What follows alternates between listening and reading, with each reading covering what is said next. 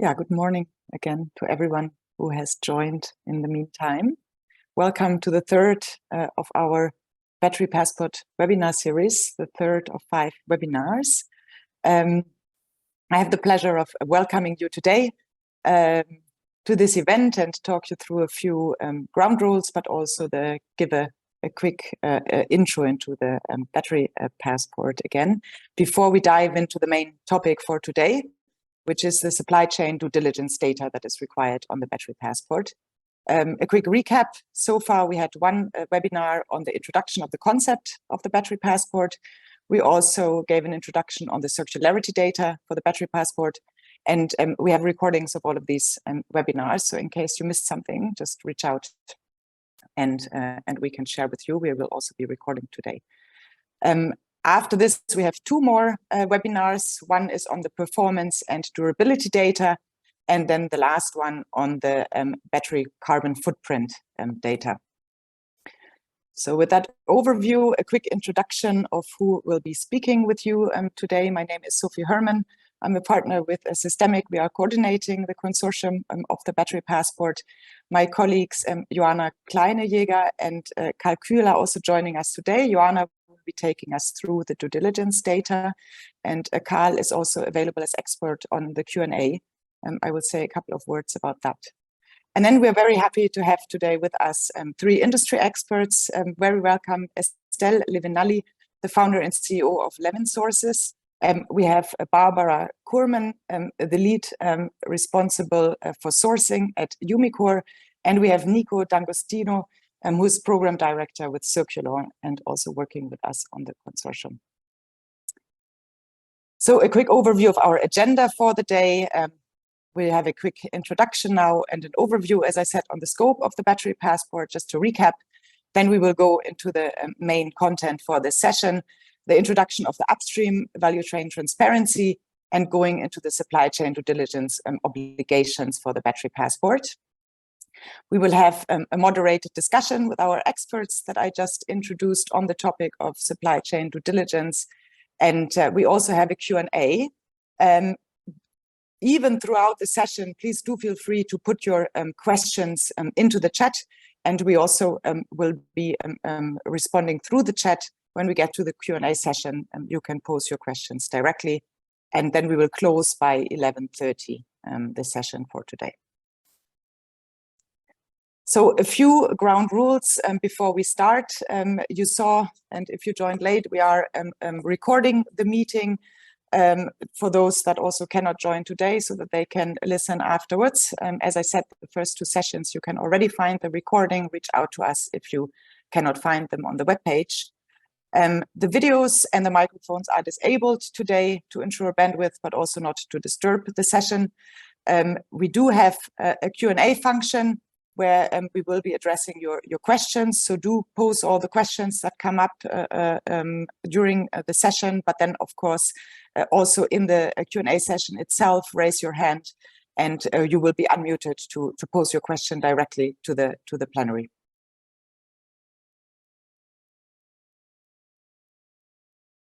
Yeah, and before we go into the recap of the scope of the Battery Passport, we would like to learn from you. We have 3 questions. One is on which type of organization you are working. The second is how familiar you are with the requirements for the Battery Passport. And finally, we would also like to understand if you have read already the Battery Passport content guidance. As everything, we will make this available for you if you're not familiar with this yet. So with that, a quick poll should have popped up for all of you. If you could answer that, and then we will also see, I think, the live results of this.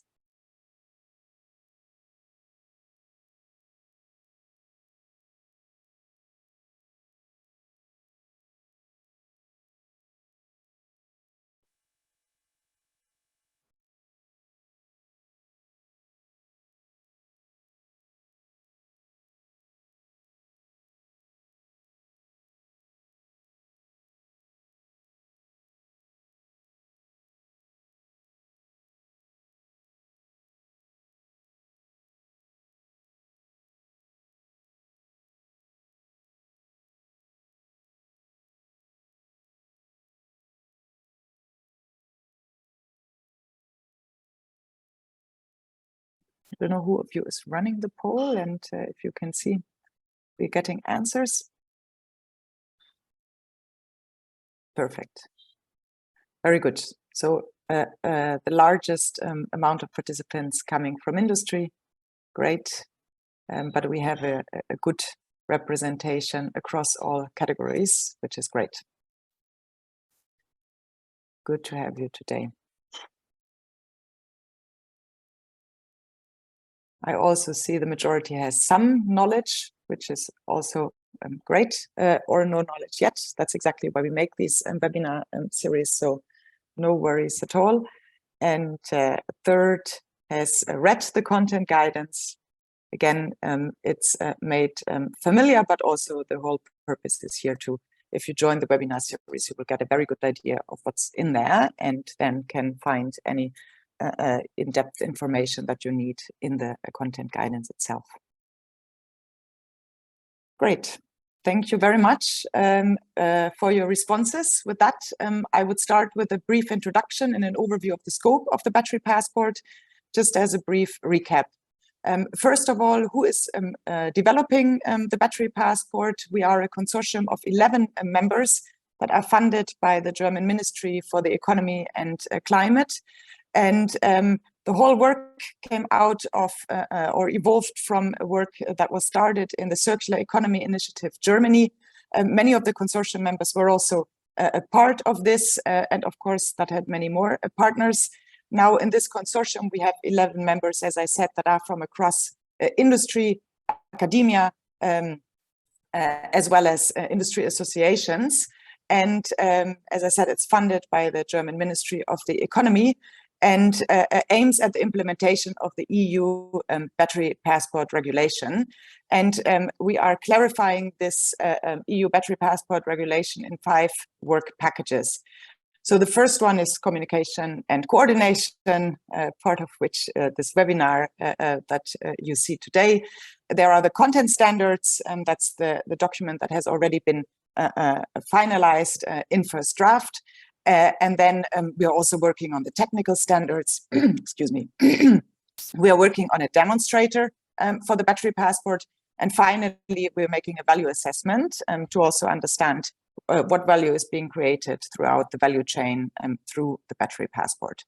The whole project runs for 3 years. We started a year ago in April 2022, and we will finish in April 2025. What is the purpose of the Battery Passport? Well, there are 3 main things. One is to provide transparency to the players, and I will say a few words of who has access to what type of information. The main thing is to enable the shift to a circular economy, but also to create a level playing field for those that are in the battery value chain. The content of the Battery Passport, the content guidance has already been finalized, and we had the pleasure of handing it over to the German Ministry State Secretary at the Hannover Messe. We also have here the link for those 2/3 that haven't read it yet. You can download and find the QR code here on this page, but also on the webpage of the Battery Pass, of course, and any issues, please always reach out to us. Yeah, what is it all about? Well, regulatory compliance, of course, is in the focus of this guidance and of the Battery Pass work. But also we see that we give further recommendations. So you will find this in the content guidance. We are interpreting the regulatory text, but also showing what harmonization with other regulations can and should be done, and what can be voluntary inclusions in the Battery Pass to increase sustainability and circularity, which is the ultimate goal of the Battery Pass. And then a few words on the general requirements. So the timeline for the Battery Passport is it will be required 42 months after entry into force of the regulation, and this will likely be in Q1 in 2027. So this is a very timely also moment to already prepare and look into the requirements. The scope of the battery pass is LMT, light means of transport batteries. It's industrial batteries that are larger than 2 kilowatt hours and all electric vehicle batteries. Who is responsible for the battery passport? That is the economic operator, and that is the entity that is placing the battery on the EU market. And as I said, a few words on the access. Who should the battery passport information be accessible to? There is one, the general public. Then very important, of course, the authorities. So that's the Commission and notified bodies that need to have access to the information, but also any natural or legal person with a legitimate interest in accessing the information. So those are the interested persons. What is in the content? What are basically the categories that are covered? One, there is general information, so where the battery was made, what is the category of the battery, the weight, the status. And then there is labels and certifications. There is the carbon footprint that we will still be talking about in a later webinar. There is the supply chain due diligence report that we will be going into in this session. There is the material composition, what's inside the battery. And then there is information about circularity and resource efficiency. So that is recycled content shares, but it's also a manual for removal, disassembly, and dismantling of the battery. And finally, we will also still talk about performance and durability in a later webinar, and with the categories of expected lifetime, but also negative events. And you will learn about what that means and what that contains in the next webinars. Yeah, with that, I would hand over to my colleague, Joanna, for a presentation of the requirements on supply chain transparency and the due diligence report. Perfect. Thank you very much, Sophie, for that introduction to the Battery Pass project. I think that was a good start to really understand where we are coming from and where this entire project, what we have already done and we are working on. And as Sophie mentioned, today is our third webinar in the series, which is focusing on the area of battery supply chain due diligence. And maybe before I deep dive into the battery passport requirements, just one sentence why we actually dedicate an entire webinar today on this topic, because you will see in a second that there's actually just one data requirement for the due diligence, is that, of course, battery due diligence is very important to address social and environmental issues in very complex battery value chains, and that also the battery passport can play a very important role in communicating this information, which is, of course, very important for battery materials and components, which are today often fraught with unethical working conditions, such as forced labor or child labor, but also with different negative environmental effects, such as pollution or water usage. So there is definitely a need for these kind of reporting and requirements as they are laid out in the battery regulation. The issue is, however, that we are, of course, aware that there are these issues in the supply chain, but that it's today very difficult to actually pinpoint them, because there is a lack of supply chain transparency today in these battery supply chains, which is why for downstream suppliers, it's often very difficult to really identify and address the risk accordingly. And at the same time, we also see that, of course, there are some regulatory requirements already in place today, but they do not sufficiently yet prevent social and environmental issues. So this is really, I think, why it's very important to really spend some time on this topic today. But still, of course, we also acknowledge that the battery regulation is not the very first regulation who is ever talking about due diligence. Especially also on European level, there's a lot of discussion at the moment, many new regulations. So we, for example, have the conflict minerals regulation, which is already in place. And also currently what is under discussion is the European Corporate Sustainability Due Diligence Directive. And also on a national level, we have regulations such as in Germany, the German Supply Chain Act. So as I said, there is already due diligence obligations out there or under development at the moment. So now you might wonder, so what's the difference now of this battery regulation compared to those regulations? Indeed, they do follow a very similar approach. They both follow a risk-based approach, and they are based on very similar guidelines, But very important, the battery regulation is the first regulation really being applicable on a product level. So here for batteries specifically. And for the battery due diligence obligations, they are actually aiming to identify, prevent, and address the risk which are linked to the sourcing, processing, and trading of raw materials as well as secondary raw materials. And in the battery regulation, we do have an entire chapter dedicated to due diligence and focusing on the risk management of companies, on the management system of companies, as well as the risk management plan. So now, after maybe giving a little bit of overview of where we are coming from and what the entire obligations on a supply chain due diligence of the battery regulation entail, let me say something on the right side of the slide about the battery passport, which is of course the focus of today's session. So when we talk about the battery passport, the battery regulation has one very specific requirement of data which has to be made available via the battery passport. Which is namely the information indicated in the report on the due diligence policies, the so-called due diligence report. So this report needs to be made available via the battery passport. Besides this due diligence report, there is no additional supply chain due diligence information mandatory for the battery passport, which is also part of the reason why we investigated a little bit how the battery passport in future might be used for also displaying additional information. But before I go into this potential additions of the battery passport, if we go to the next slide, I actually first want to introduce you a little bit more to this requirement, which I talked about, which is the due diligence report. So let you understand a little bit what this due diligence report is and also what is actually required for companies and what the Battery Pass Consortium did in terms of recommendations here.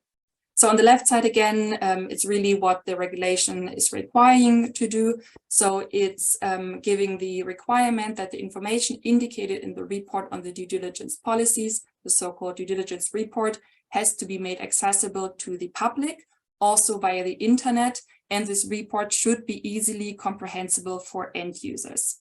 What does it mean now for an economic operator? So what is the action needed here?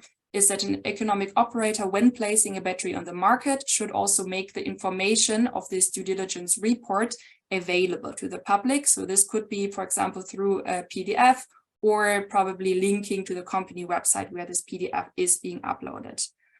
We recommend to always actually link to the annual due diligence report, which is valid when placing the battery on the market. So this is kind of what is a requirement for the battery passport. And now maybe a few sentences about what this due diligence report actually is, what is entailed in this report. So what you can see on the right side, this simple graphic here is showing you that this due diligence report should document on three main elements. Probably for most of you, these elements are not new, which is because they're based on the 5-step OECD framework.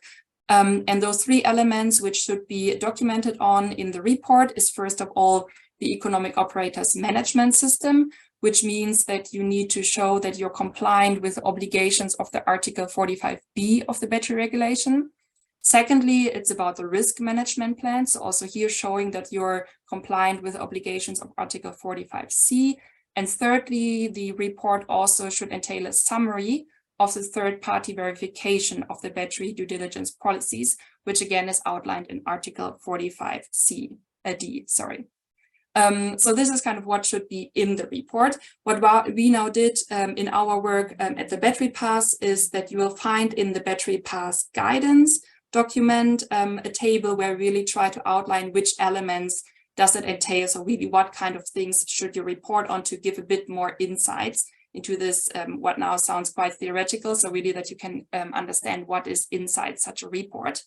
What we also did as a second step is that we tried to compare the requirements for this report of the battery regulation to other regulations.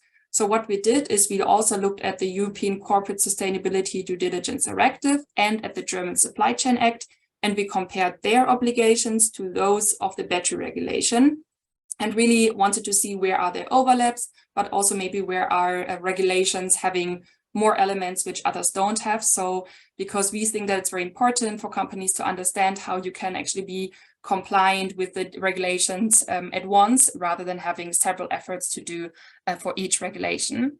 This is also why one of our recommendations is definitely that we think it's important that companies try to harmonize the report for the battery passport with the requirements of other regulations. What could that, for example, mean? One example is here that you can see what materials are actually required to report on. So while the European Corporate Sustainability Due Diligence Directive is material agnostic, meaning covering all materials, the battery regulation is focusing on 4 specific materials. So here it could, for example, be meaningful to still follow a material agnostic approach so that you're already compliant with all of the requirements of different regulations at once. Another area which we also looked into is that actually we wanted to make sure that there are some additions which only the battery regulation bring up, so that it would be very important that actually companies make sure that they also report on these elements. In specific, there is one thing which the battery regulation introduces, which is not part of the other 2 regulations we looked at, which is that you need to report on the access to information. Also, you need to report on the public participation in decision-making and the access to justice and environmental matters. So this would be an example of what definitely needs to be part of this report. And lastly, the 3rd recommendation here is that we think it could be good in future to investigate how and if you make defined key information of this report available as individual data points. Because today most likely will be a PDF to this report being uploaded, but it could be that there is some value in extracting specific information of this report and making them available as individual data points in the battery passport. This would, but there needs to be further explored, and also we would need to have a very specific value for certain stakeholders, because of course we don't want to overload the battery passport with unnecessary information, but really make sure that all the information on here are very clear and actually helpful. So, but this could be something which could be in future further explored. And now I want to just spend a few minutes talking about everything which goes beyond the mandatory requirements, because as I said, really the only mandatory element for the battery passport is the due diligence report. And of course, I mean, it sounds like it's just a report, but also we need to be very clear that this report does cover a lot of the due diligence obligations of the battery regulation. So in that sense, it has quite a broad scope, but still we do think that in future, once we already have a tool such as a battery passport in place, it could be nicely utilized also to showcase other information which can actually help to create responsible supply chains. Here you can see 3 suggestions of potential voluntary data points, which might be added in future to the battery passport. We do think that there is a value for these additions, but also we are very clear that there are still a lot of open questions which remain to be discussed. So in terms of how should those data points exactly be included, in which format, who should be able to access them, how can we verify them, etc. So this is really for us to showcase there is a potential to use the battery passport for responsible supply chains even more in future. The first area I shortly want to talk about are third-party supply chain assurances. So these would be mostly certifications which can demonstrate that supply chain practices adhere to defined standards, which are typically also verified by third-party audits. So this could, for example, be IRMA or CIRA certifications, but there are many more out there, of course. These certifications can be very important to actually ensure that companies can enhance their risk identification and engage also with others to really create sustainable supply chains. And if you would upload them on the battery passport, of course, would also allow companies to differentiate themselves and to make sustainability related claims. When you actually would make such assurances available via the battery passport, we really point out that it's important that such assurances are very credible and of high quality. In our guidance, again, we do outline a few elements of credibility and of this quality. And also we think it would be good if assurances would only be added to the battery passport if they will be recognized under the battery regulation. The second area where we think this could be an interesting addition to the battery passport one day are supply chain indices, which are developed by the Global Battery Alliance, the GBA. So this is really based on the thinking that today the due diligence obligations very much follow a risk-based approach, but that ideally in a future we would shift more to actually accelerating positive impacts through supply chain practices of companies. And for this aim, they are developing ESG plus indices, which should allow to score and benchmark sustainability performance. In that sense, really look at different standards and compare them to each other, and developing a reporting framework, which could in future also be made available via the Battery Passport. And luckily also we have Estelle with us today, who can tell us much more about the supply chain indices if we are interested, because she is definitely the expert on this one. And lastly, the last data point, which we think can also be interesting maybe to add to the Battery Passport one day, is the provenance, so meaning really where does the material come from. This is really the case because there's a lot of attention on conflict-affected and high-risk areas, which have a greater risk for unsustainable supply chain practices. And of course, for these areas, it's very important to be transparent on the provenance, to say where your material is coming from, because it also allows a company to better monitor your practices, to identify risk better, and also implement the corrective measures. So in that sense, it could be very powerful to actually add such provenance information to the Battery Passport. So we think in case in future there would be a regulatory obligation to report on some kind of provenance information, this could be an interesting one to add to the Battery Passport. So with that, I think I walked you now through the Battery Passport due diligence obligations, also a little bit what the Battery Passport recommends to one day maybe add to the Battery Passport to really make use of this tool. And I think with that, I also want to now invite the three experts we have with us today to build a little bit on what I said. And I think they can also add great expertise and insights from their experience, and maybe also go a little bit beyond the Battery Passport perspective. So just shortly, Sophie already introduced the three of them. So maybe let me just say a few more sentences on who the experts are we have today. So first of all, we have Estelle Levinelli, CEO and founder of Levin Sources, which is actually a company working with clients towards better business and good governance in the mineral sector. And Estelle is definitely one of the leading experts in sustainability and responsible sourcing of minerals. So very happy to have Estelle with us today.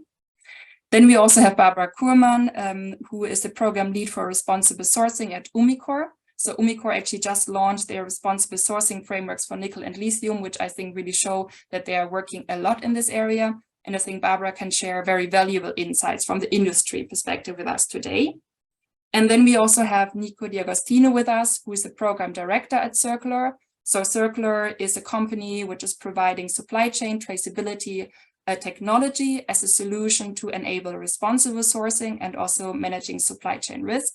And Nico also comes with an IT and digital transformation background and can share his insights on how tools can actually help companies to create supply chain transparency. So thank you all three for being with us today. And what we'll do in the next 50 minutes is just a little moderated panel discussion where I have a few questions to our experts. And afterwards, we'll have another half an hour for our Q&A session. So all the questions you have in the meantime, please continue posting them in the Q&A chat so we can make sure that we address them to the right experts afterwards. So as a first question, before really deep diving into this whole Battery Passport area, I would maybe like to hear from you, Estelle and Barbara, because I think you both have different perspective on supply chains. Where would you say, where do we stand today in terms of supply chain transparency? So where do we think we stand on our journey really towards ensuring that battery supply chains become more sustainable? Maybe Barbara, if you want to go first, and Estelle, then if you want, you can build on that. Sure. Thanks, Joanna. So let me first talk about sort of where do we stand in ensuring that supply chains are sustainable. I think we see, as you already explained, very fast developments in the scope of due diligence, from human rights to a wider scope of environmental and wider ESG requirements as well. We see regulatory requirements, we see customer expectations really increasing, but at the same time, so I think that's all great. There's a lot in development, but there's also still a lot that is unclear or that is being developed as we speak.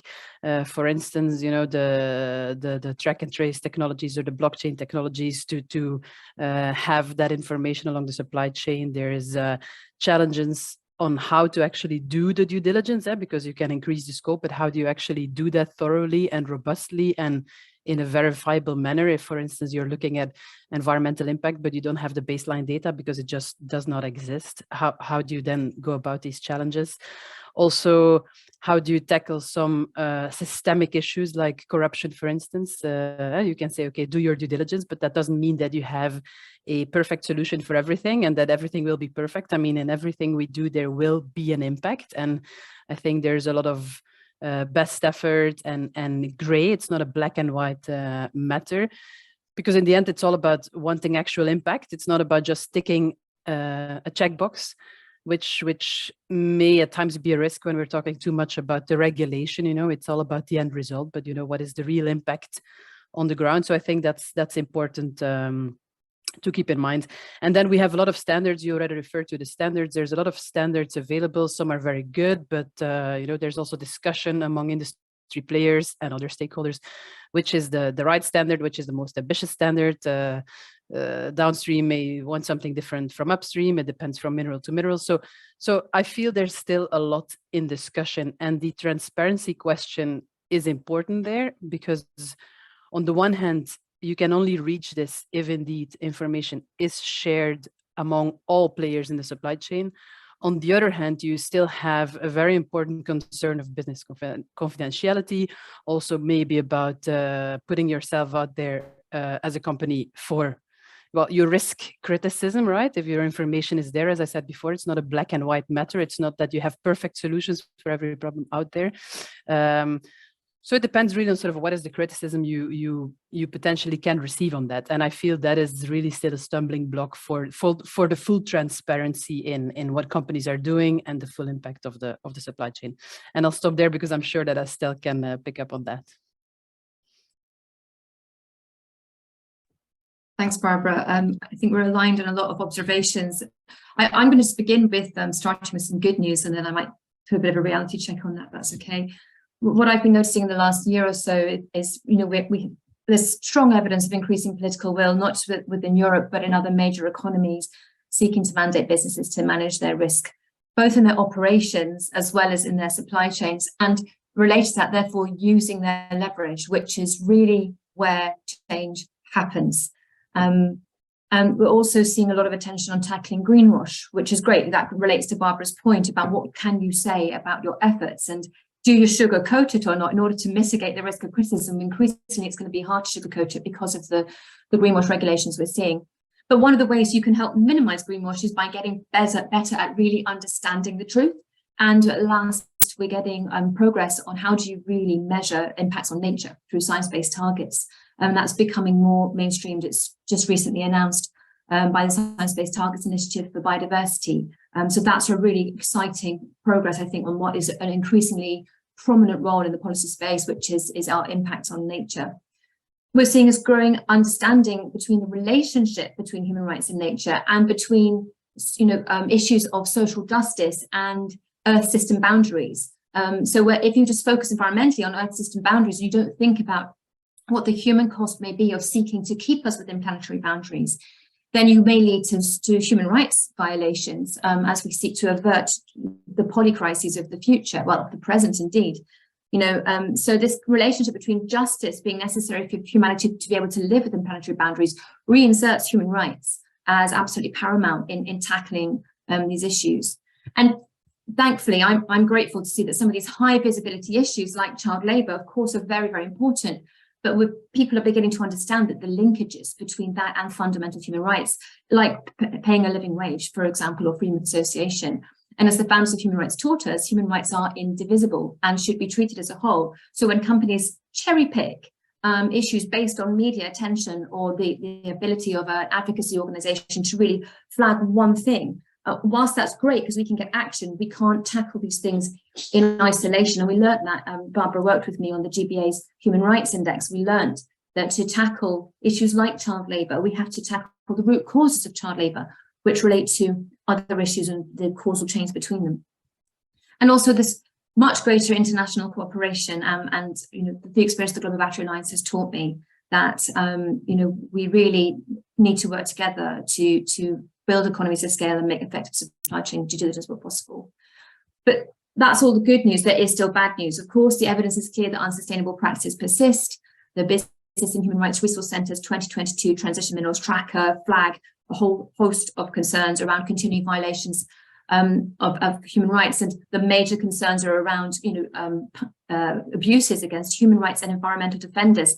They are the ones that help us access the truth and access the information and elevate the issues into the public arena so that companies that are downstream may be made aware.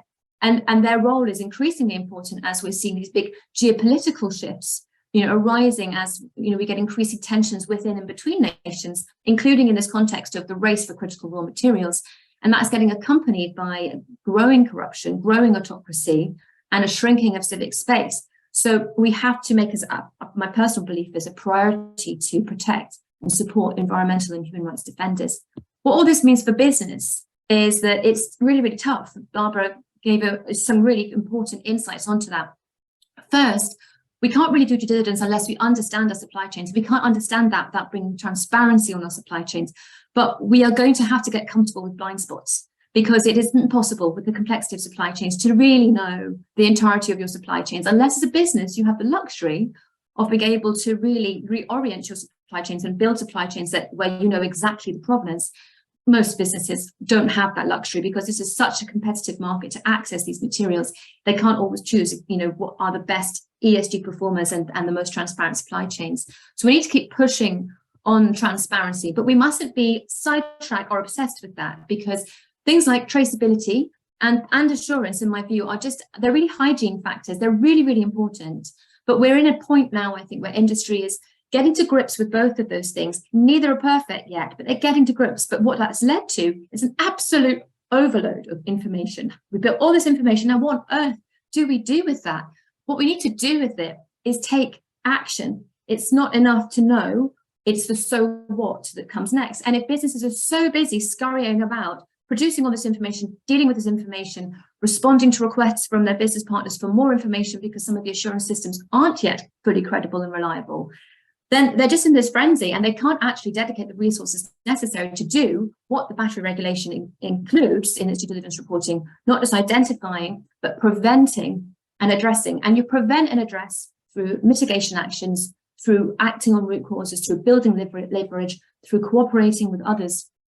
That's really where we should be focusing our efforts and attention, because in that way, industry can play a role in actually changing the risk environment, in actually reducing the likelihood of risks arising, and in reducing the severity of the impacts of those risks when they do arise. So I want to help us get industry to a point where things like a battery passport can build the economies of scale, can reduce the friction to really getting to those parts of due diligence that drive sustainable change. There you are. That would be my answer. So there's hope, but it's still a challenge. Perfect. Thank you so much, Estelle. I think that was really great to hear this background and your thinking about where we stand today. Maybe we can build on that. I think, Nico, for you as a question, now we kind of heard, where are the struggles, what is actually really complicated at the moment. What do you believe, though, is actually needed to make battery supply chains more sustainable and also more transparent? And maybe also at the same time, what do you think do companies need to do to make these supply chains transparent and sustainable, but also, of course, to be compliant with the supply chain due diligence requirements of the battery and also of other regulations? Yeah, I think what was said before, I fully agree to that. And I think the most crucial point is how to reach transparency. And I think the first step, what companies can do, is actually to make themselves familiar with the relevant international recognized standards for due diligence business conduct.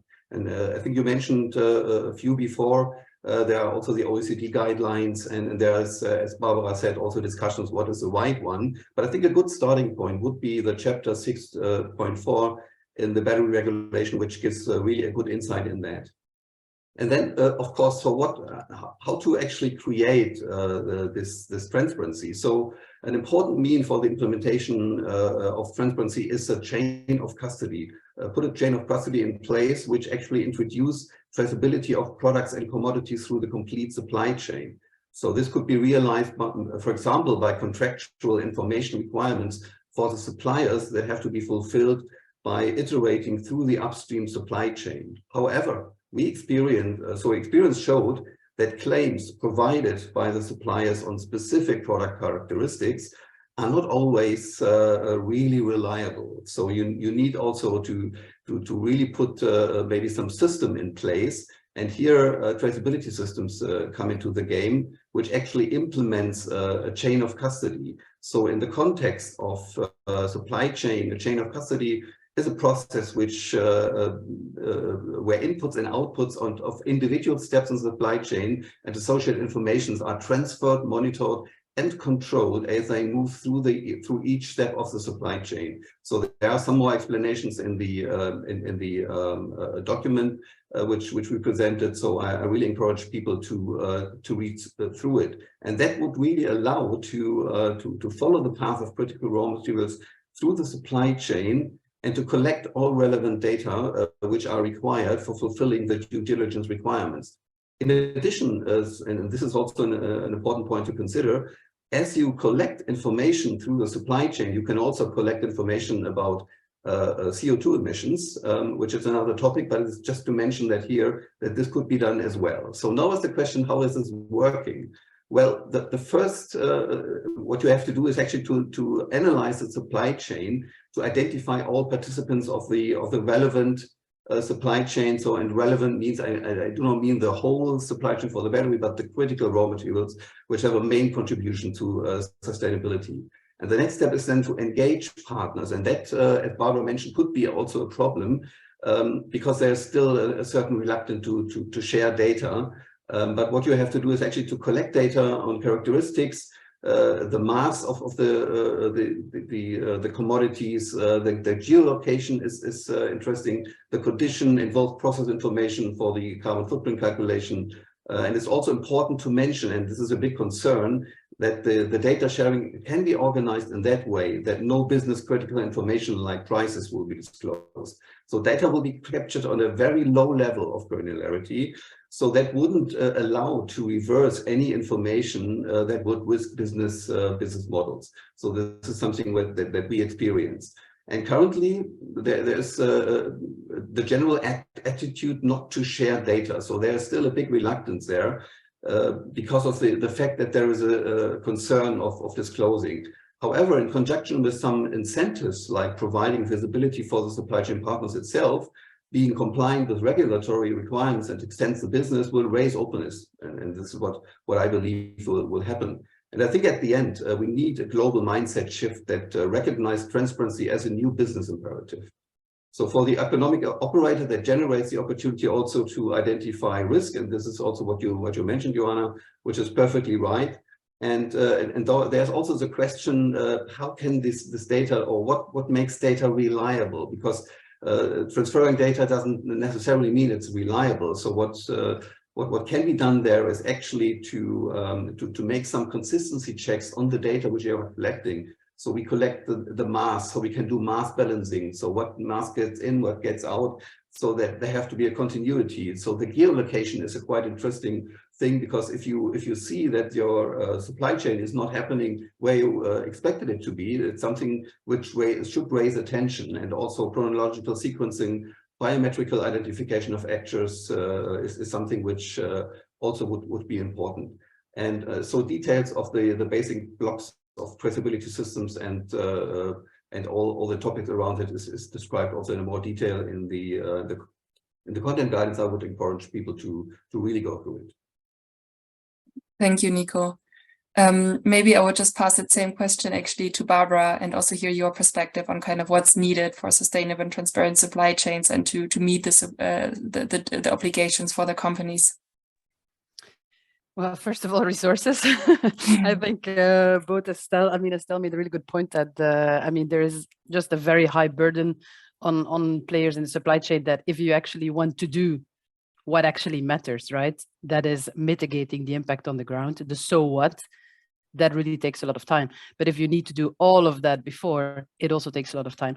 And I think, I agree with what Nico said, but I do feel it's more complex than that, right? It's more complex than just saying, oh yeah, do the traceability. We as Umicore, sort of, we're midstream. We buy often directly from the mines or the refiners, so we have a clear view on that upstream supply chain. Still, it's very challenging, and it really depends on the material. But if you, for instance, buy nickel from Indonesia, it's very difficult to know where exactly the origin of the nickel is. So you know the refiners, but then you have a lot of small mines that all unload their put their nickel on a boat, and then it's going to the refinery. And so to have then that sort of like geotagging, or it's just challenging. And I think there we need to sort of, as Estelle said, also be comfortable with some blind spots and ask ourselves the question, what is really the most important thing we want to do here? I think also on the question of data sharing, sure, there's some reluctance from some companies to share data, but then also just there's a lot of companies who do not have the data. As simple as that, right? That data is either, they're in the starting phase, or it's being set up, or they don't have the baseline data, or it's not verifiable, or they use different protocols. And then I'm not talking just carbon footprint, because I think there's already more attention, but I'm talking about water, waste, air, soil.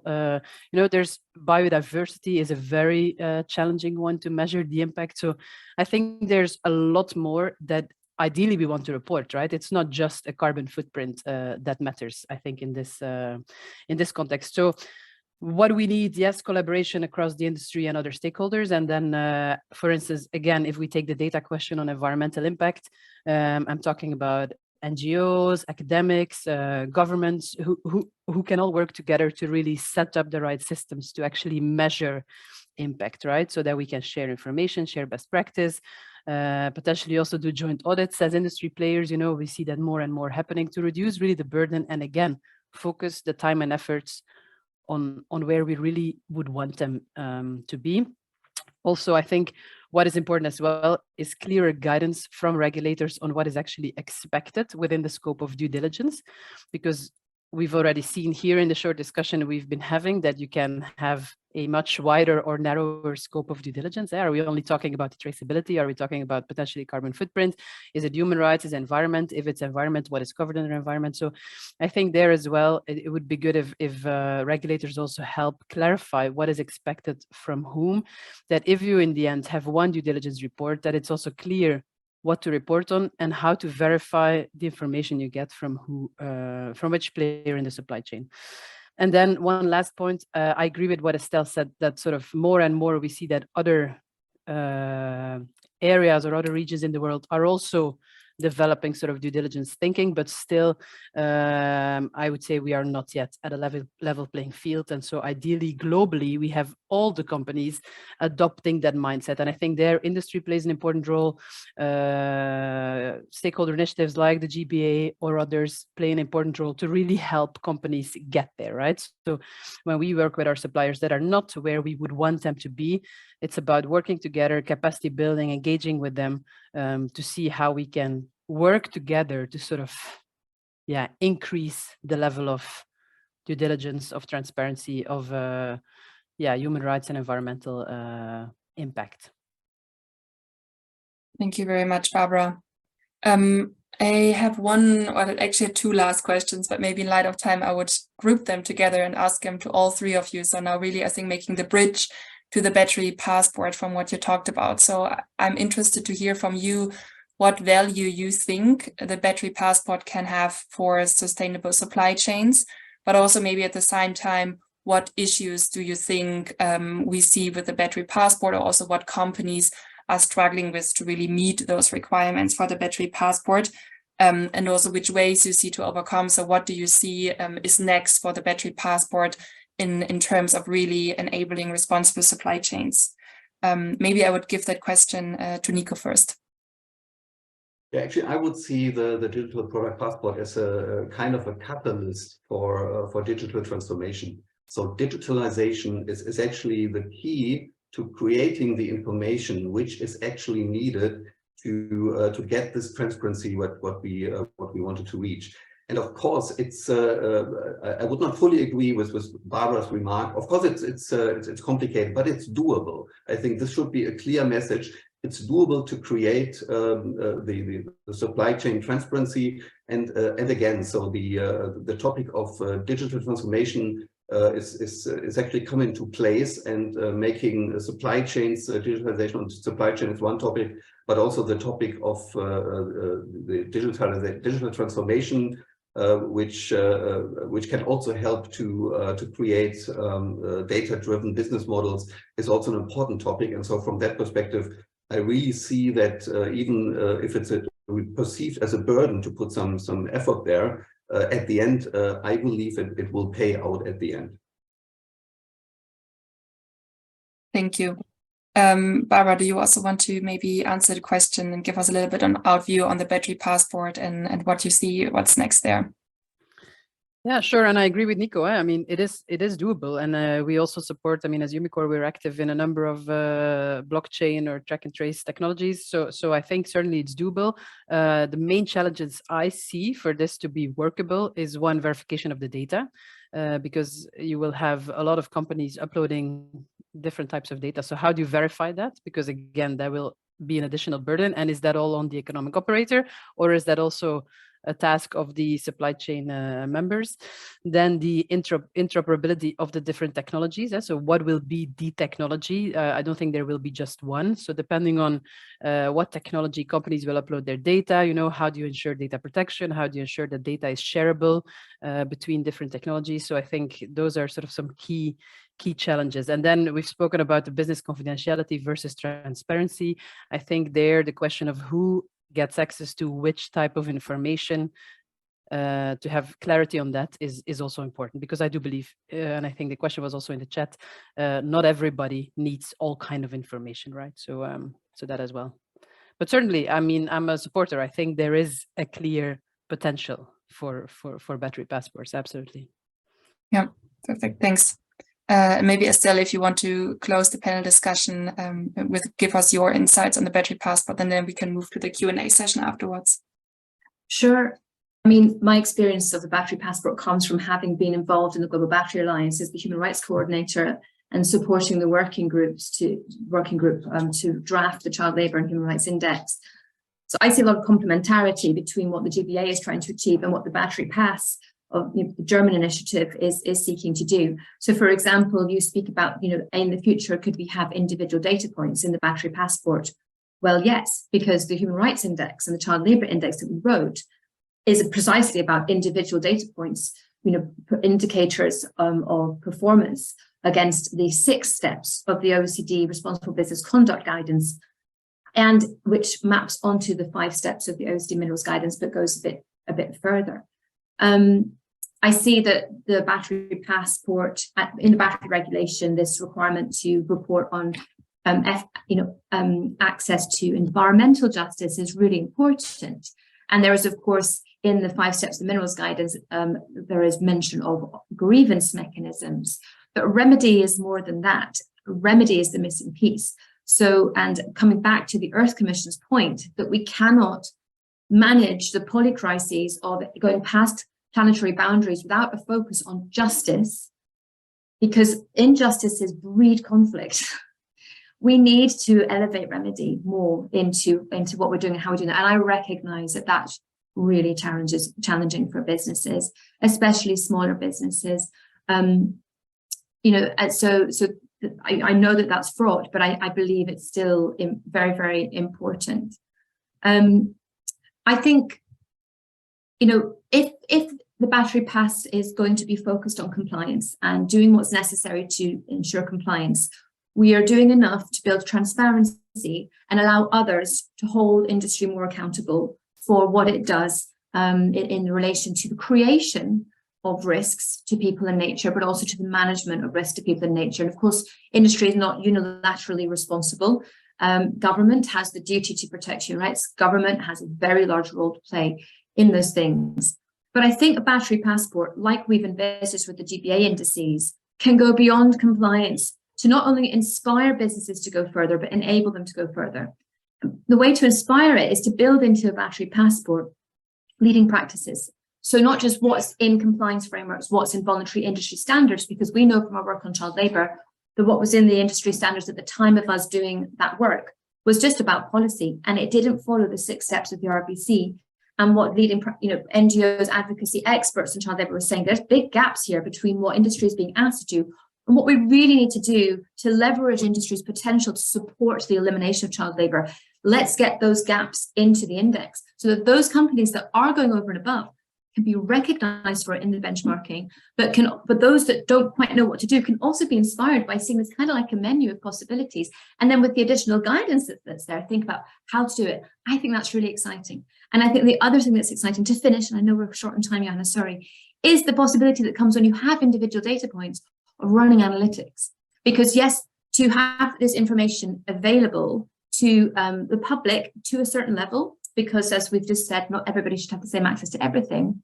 But when you can run queries through a battery passport, either on, for example, a specific data point in child labour, access to non-hazardous work for young workers, for example, or across supply chain tiers or across geographies, and you can compare and benchmark these things, you can start to see which pieces of our system are moving and are progressing and which aren't. And therefore, the governments, the initiatives can say, well, where should we be allocating more resources? If we have constrained resources, where do we focus our efforts and attention now to really push the next jump?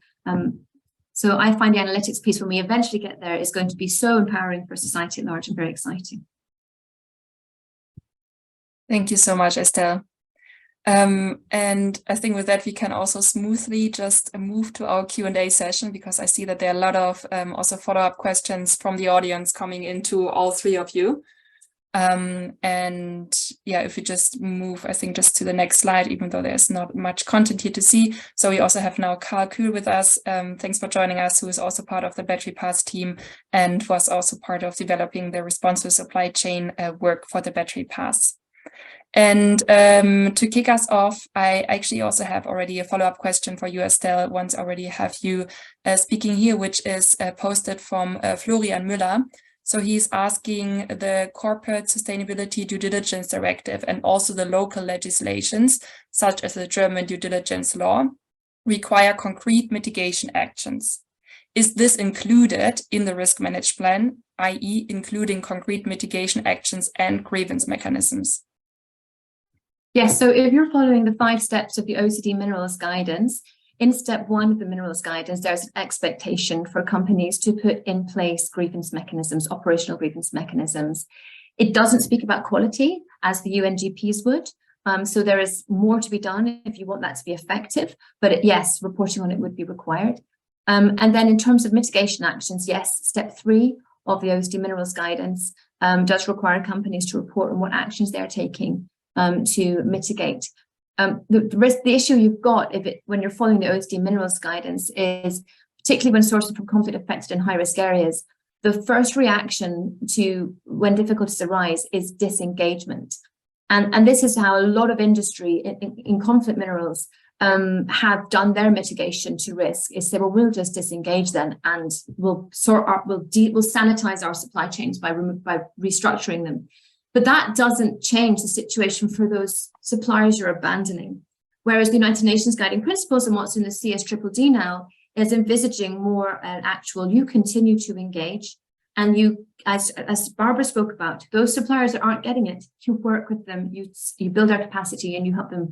So I'm a little bit anxious about the fact that the battery regulation is focusing on the OECD 5-step framework of minerals guidance, because after 12 years of implementation of that, we're aware that there are serious limitations to that in how industry interpret it and use it, in really achieving what we need to achieve to make battery supply chains more sustainable. So my proposal would be, when you're doing that due diligence report, if you want to stick to the 5 steps, that's fine. But I would urge you to just look a little bit more deeply at what leading practice is and what mitigation should really be in line with the United Nations Guiding Principles for Business and Human Rights, the OECD Guidance for Responsible Business Conduct. And a number of industry standards are shifting that now. The RRA, the Risk Readiness Assessment of the RMI, for example, has now shifted that the first thing companies do for their responsible sourcing is demonstrate conformance to the OECD RBC guidance, which means that they do those things that go beyond.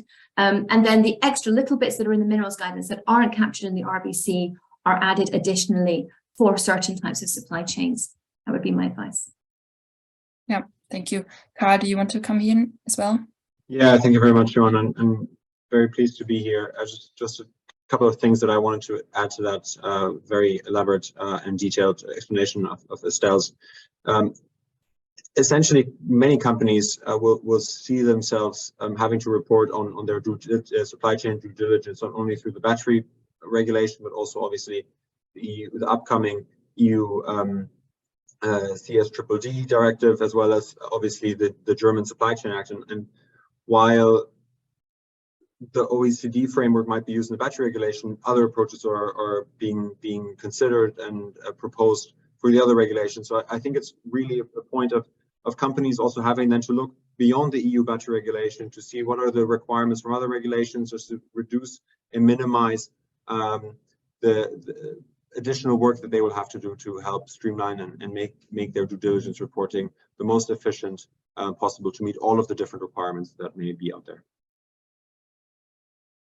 Yeah, thanks for that addition, Carl.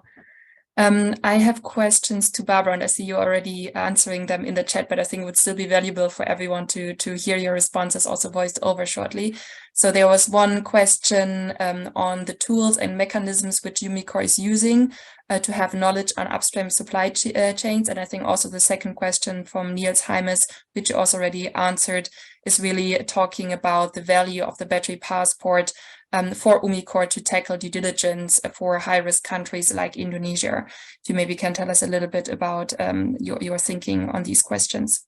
Yeah, sure. So on the question on what tools are we using to know our upstream supply, the thing is we're in a position where we often have the direct relationship with the mine, right, or with the supplier, or if it's with a refiner and it's not the mine, or if it's with a trader, we ask them to disclose their supply chain, and if for whatever reason they would not be willing or able to disclose that, then we really check their due diligence processes, right, and their reports and what they report, and sort of, okay, which regions are we sourcing from, and what are the steps we're taking, and what are the issues that we've identified, and how have we mitigated those. And so I would say that with all our suppliers, we really have that relationship where we talk and exchange, because some of these issues are of course tricky. So, but that's indeed the position we're in. I can totally imagine, of course, the more downstream you go, the more you need to rely on the information that is being given by your direct relationship. And of course, there's many ways to engage. Even if you have less leverage on a supplier, you can still engage in industry initiatives or other joint collaborative initiatives. But of course, it's much more difficult to have that deep insight into what's happening all the way upstream. In terms of the question, how does the battery passport help us with the challenges that we have, for instance, in Indonesia, a country, you know, where there's a lot of ESG challenges at the moment? The fair answer is it doesn't, right? I mean, the battery passport today would not help us in that, because I don't see today any of the big players there disclosing the information we need for the battery pass, or inputting that information or verifiable data into any battery pass. So that just, it doesn't relieve us from our task to still do what we're doing, to really sort of engage, to be on the ground, to really see, okay, what's happening, what are the challenges, how can we potentially contribute, who are the partners we need to do this. So yeah, I mean, you mentioned it before, Joanna, so we have been doing cobalt due diligence on cobalt for over a decade, but last year we started with lithium and nickel as well, with sort of like a fully fledged framework for lithium and nickel, and especially for nickel, I mean, there's a lot of challenges. So I think it's work in progress. Yeah, and hopefully the battery pass at one point can help, and can certainly help for those more downstream with the information that we can provide. But I don't think we should expect too much too soon from the upstream there. Yeah, thank you, Barbara. I would maybe have some questions for you, Nico, more from the technical and traceability side. So let me try to group 3 questions, which I think are going into similar directions. So the first one was asked by someone anonymous, which is there a minimum data requirement for the battery passport, as well as data source requirement, if resulting from physical tracking or from digital reverse engineering? So that's one question. And then there are 2 more questions, which are more about GPS location and geostamping. So from Paul Martin, who asked, would it be useful to include geostamping or GPS location for raw materials to prevent fraud within the battery passport?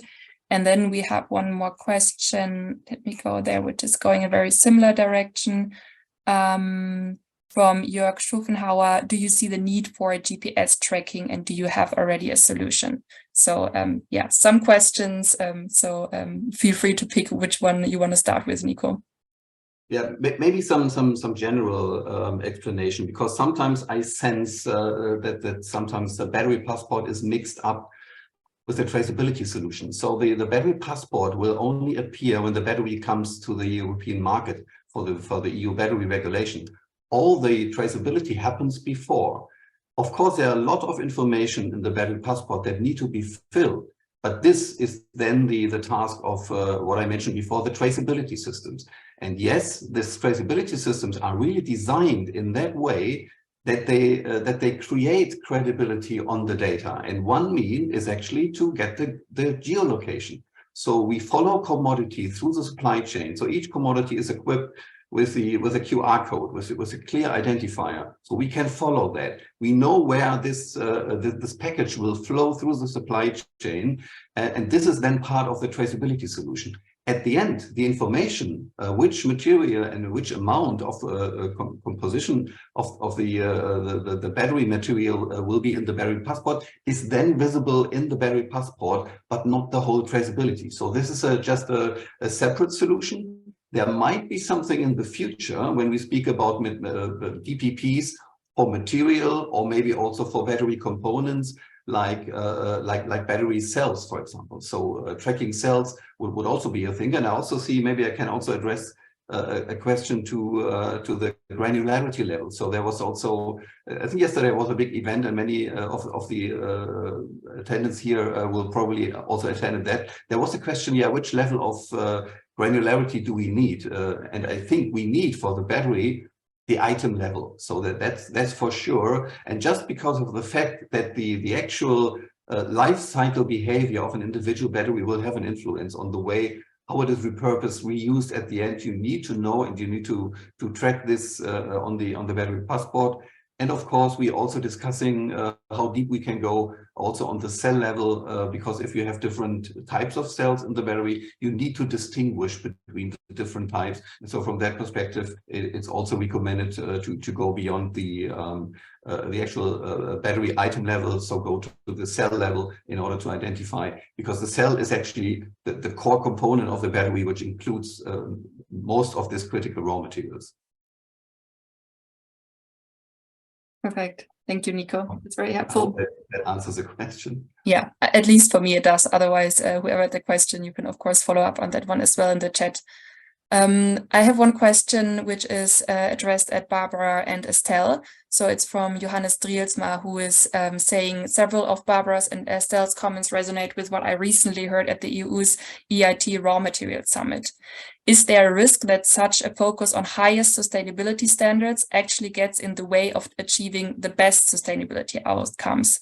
And are the highest standards also proportionate and effective when implemented? I don't know who of you wants to take that question. Estelle, I see it's you. Yes. Yeah, I'm happy to go. I'm happy to answer this. Thanks, Johannes. Great question. Look, if you're setting a standard and you set the standards, performance expectations way too high, people can't jump over it, can't get to it. It's disincentivizing. They won't participate. They won't use that standard. That's it. But where it's something like a battery passport, where the inclusion of that information of your performance is optional, then you don't have to be great at everything. In fact, you shouldn't be great at everything. If you're great at everything, then it's a miracle. Actually, what we need companies to do is focus their resources on the issues where they are most exposed, on the risks and impacts that are most salient. It's all about prioritization. And if they, for either issues of risk management or for brand building or market positioning reasons, wish to really commit and excel on 1, 2, or 3 particular issues, because they really feel they can be a game changer on that, for example, then that's where some of these best practice measures and stories become really, really valuable. I think it's unreasonable to expect that every business is going to seek to be best on everything, and that some won't seek to be best on anything. Companies are at different maturity levels when it comes to sustainability. That's okay. Ultimately, we do want to see all businesses move along the maturity curve somewhat, so we gradually improve to get better and better at this. I think if you can treat these best practice sustainability things as inspirational, as optional, and as a form of market pressure to companies to differentiate, then it doesn't become a barrier, then it becomes useful. Thank you. Then also one question I will just ask to the group, so whoever feels like answering this one. It's saying the OECD due diligence guidance for conflict minerals is quite limited in scope and does not provide guidance on other human rights issues in the global supply chains of metals. What do you suggest is a good way to approach the due diligence to ensure robustness?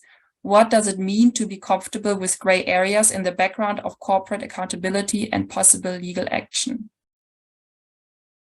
May I dive in again? Yes, please. Thank you. So firstly, Annex 2 of the OECD Minerals Guidance lists the very worst human rights violations and white-collar crimes or business integrity issues that you must focus on as part of your risk assessment and your risk reporting. But the OECD Minerals Guidance does not tell you to confine your risk assessment to that. And it is expected that as businesses mature, they will go beyond that. I've lost the rest of the question. It's just been moved to live, sorry. So I think that's the first thing to say. And since I've lost the question, I'm going to have to pass to someone else if they want to finish. Sorry, because I had a point on the second bit. No, but I think, I mean, you already mentioned it before, Estelle. I think the guidelines of the responsible business conduct is very helpful. You have the United Nations guiding principles. You have also that reporting framework that gives a lot of sort of guiding questions on your own operations, but that you can also apply in your supply chain. So you can look at, for instance, the RMI RMAP standards, because they also give a lot of guidance. You can look at joint due diligence standard or IRMA, or I think a lot of the standards that are out there do give quite a good scope of things you can do, and then it's checking yourself with what Estelle said. Also, what are you really strong at? What do you need to do? What are the management practices, the policies, the management processes, ensuring that you can also mitigate, that you can remedy, and step by step implement those. But I think certainly the OECD is a first step, but not sufficient. If I may add something, qualify. Thank you, Barbara. So OECD Minerals Guidance was set up as a market entry standard to allow us to continue to engage in markets where risks are very high, so that they would not be boycotted and avoided, and those nations abandoned to conflict and insecurity and instability. They saw a possibility that responsible trade can bring economic and political stability. That's the origin behind it. But the OECD Minerals Guidance cascades out of the United Nations Guiding Principles and the OECD Guidelines for M&Es. The OECD Minerals Guidance is a reinterpretation and distillation of those into the very minimal things that are expected. If you alternatively, therefore, seek to be led by the OECD RBC guidance instead, and just check that you're filling those little gaps that are there between that and the OECD Minerals Guidance, which is now set out in the RMI's RRA, you will be fine, and you will be covering all relevant ESG, not just human rights risks that are relevant. So my advice would always be start with the RBC guidance, and only use the minerals guidance if you really are operating in a really high risk context and you simply cannot do more than what that is looking for. Thank you, Estelle.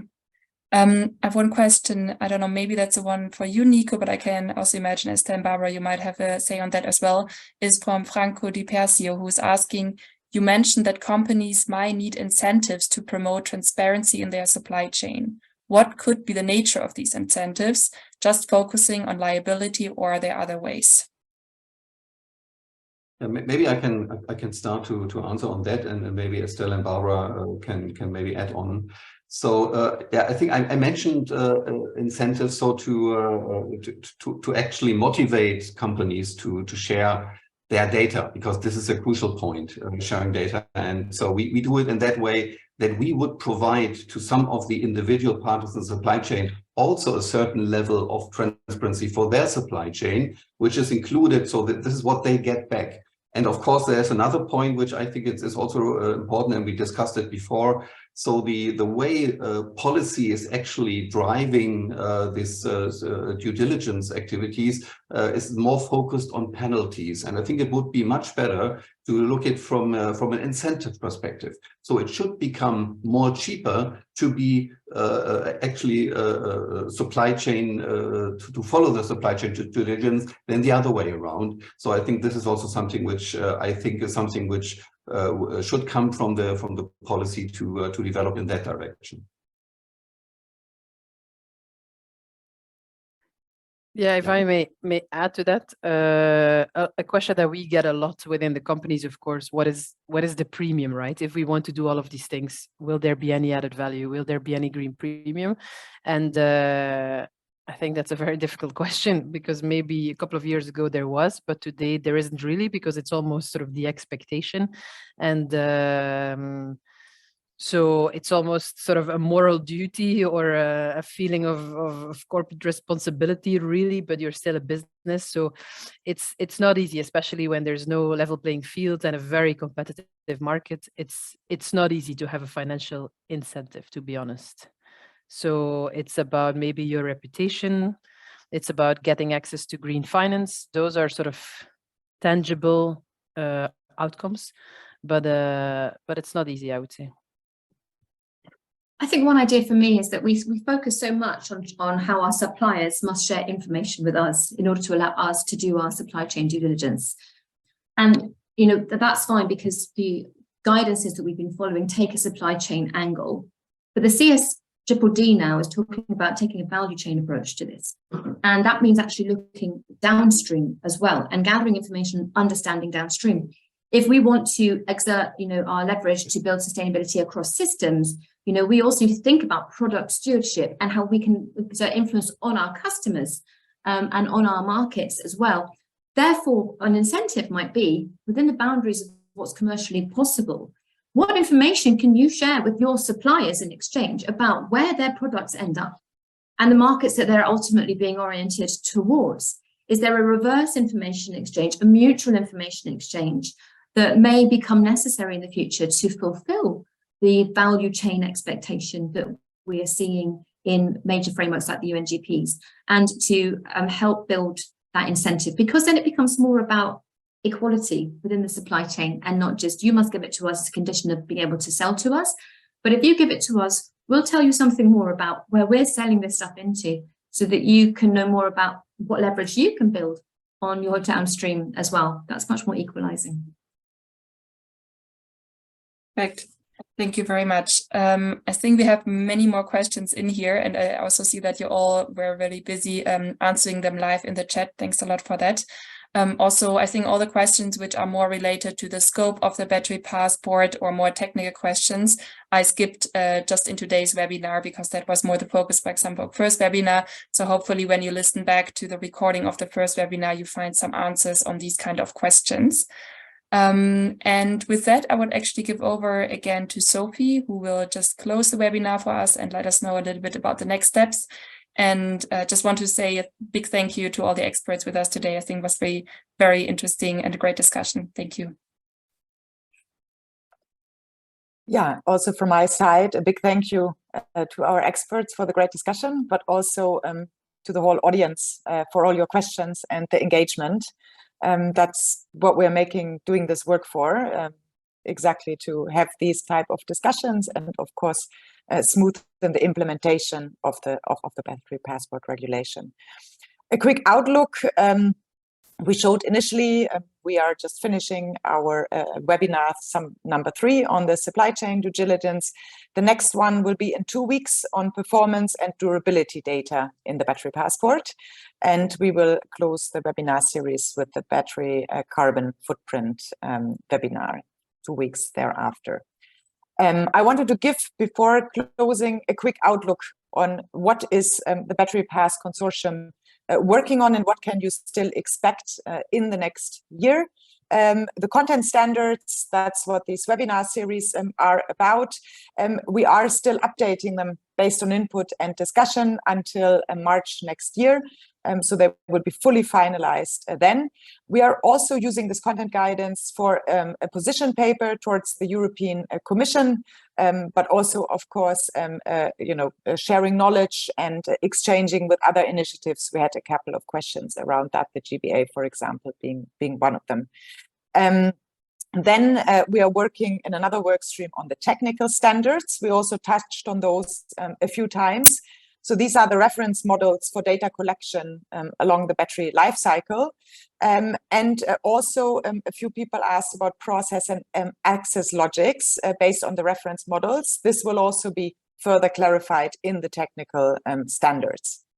Another work stream is working on a demonstrator. So this is really to show the data infrastructure, data storage and process execution.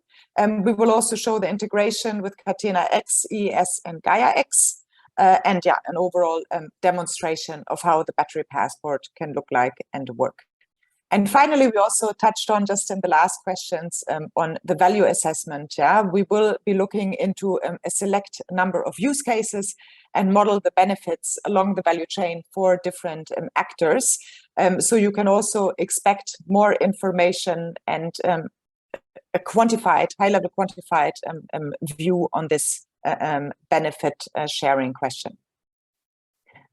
So with that, we are closing the webinar for today. Before you leave, though, we left a couple of minutes that should still be in your calendar to please live use your phones now, scan the QR code that you see on the screen, and provide us with some feedback on the webinar. We do use the feedback to incorporate in the webinars, but also, of course, to learn for any future communication events for this consortium. So please do take the time. We will leave it on now for a few minutes to collect your feedback directly.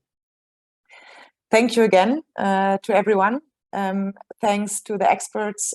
Thanks to my colleagues, everybody in the background also that helped running the webinar today, and in general, putting it on the website so that you all can access and re-listen to some of the discussions from today, or share, of course, with colleagues and other parties that you know are interested in this. So thanks to everyone, and I wish you a great rest of the day.